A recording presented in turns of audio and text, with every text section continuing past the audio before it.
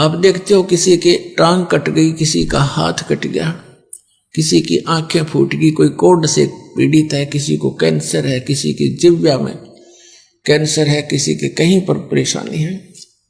ये कारण क्या है? अब वो सोचता है कि मैंने इस जन्म में कुछ ऐसा किया नहीं, भगवान कहाँ है, मुझे क्यों दुख दिया। तो ये हमारी बालकों वाली बुद्धि है। हम भूल जाते हैं कि हम पहले भी बहुत बार जन्म चुके हैं और उन जन्मों में हमने कितने जुल्म किए हुए होते हैं। राजा बने, वह अनरस किए, अत्याचार किए, शक्ति का दुरुपयोग किया और अब उसका भोग किया। कोई अंधा होकर डोल रहा है, कोई दोनों पैर नहीं उसके। पुण्यात्माओं, ये तो हुआ सो हुआ। अब भगवान हमें बताना चाहते हैं कि जो हो चुका हो चुका बच्चों, अब तो संभलो। अब चाहे कितना ही रोगी हो, कैसा ही अंग भंग हो और कैसा ही दुष्ट या नेक व्यक्ति हो, परमात्मा के ज्ञान से वो फिर से संभल सकता है। परमात्मा ने आकर हमें बताया, एक पुण्य एक पापी आया, एक है सोम दलेल रे, गरीबदास हरि नाम बिना सब ही जम की जेल रे। जैसे कुछ पुण्य आत्माएं हैं, अच्छी आत्माएं हैं, नेक नीति से जीवन निर्वाह कर रहे हैं, वो किसी को कष्ट नहीं देते, भगवान से डरने वाले भी हैं, लेकिन वो भक्ति नहीं कर रहे क्योंकि उनको ज्ञान नहीं कि एक और काम आवश्यक है। उस कार्य से वो अपरिचित होने के कारण फिर भी अपने जीवन को बहुत ही बचाकर चलते हैं। और एक व्यक्ति दूसरा उसके साथ है, शराब भी पीता है, चोरी भी करता है और भी बदमाशी करता है और वो भी अपना जीवन जी रहा है। और फिर क्या होता है, इन दोनों में अंतर क्या है? जनसाधारण तो ये कहेगा कि ये नेक आदमी तो बहुत अच्छा है और ये निकम्मा आदमी तो निकम्मा बहुत है, ये तो अंडरस्टूड है। लेकिन जब हम इस अध्यात्म ज्ञान से तोलेंगे,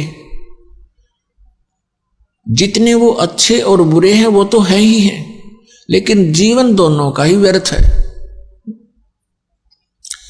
अब ये कैसे कि जैसे एक खेत है, जमीन है 1 एकड़, वो बा रखी है, संवार रखी है, उसमें घास फूस अड़ंगा है नहीं, खरपतवार से रहित है।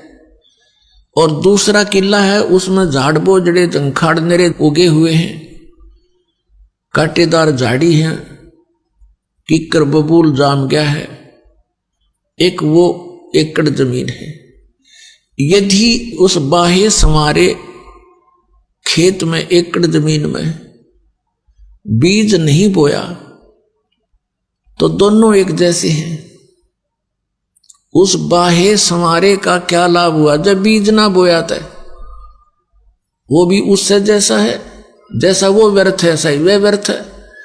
तो कहने का भाव ये है कि जब हम राम नाम का बीज बोवांगे, फिर वो अच्छा व्यक्ति तो अच्छा और गणा हो गया। और यदि उस झाड़ जंखाड़ उगे हुए निकम्मा व्यक्ति भी बुरे काम छोड़ के और परमात्मा के मार्ग पर लग जाता है, वो भी अच्छा हो जाएगा। उसको थोड़ा समय लग जाएगा। जैसे किसान जब उस खेत ने संवारना शुरू करता है तो उस बंजर जमीन में थोड़ा सा मेहनत ज्यादा करनी पड़ती है, वो पर संवार के छोड़ दिया करे, चाहे कितना मेहनत। ये दास समझो किसान है और आप जी के अंतःकरण ये खेत हैं। अब नेक आत्मा आती हैं तो और अच्छा दास को घनी मेहनत ना करनी पड़ेगी, आते बीज डाल देंगे नाम का और प्रफुल्लित होगा।